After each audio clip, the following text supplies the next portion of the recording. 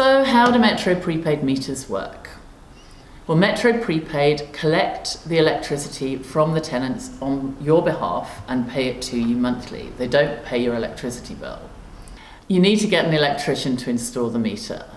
The Metro Prepaid meter must be connected downstream from the main meter. Each unit or flat or room needs to be on its own ring circuit.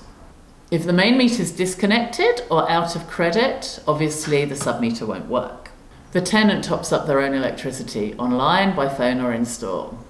The meter is tamper resistant, but tenants may find ways to bypass it, so you should monitor your electricity bill versus your Metro Prepaid report on a regular basis. There's a 1-year warranty on the unit as long as the factory seals, these blue seals, haven't been tampered with. But you will also have tamper-resistant seals on the unit themselves, which can only be removed by your authorised electrician. If you have any more questions, you can visit metroprepaid.co.uk. There's a section with lots of FAQs.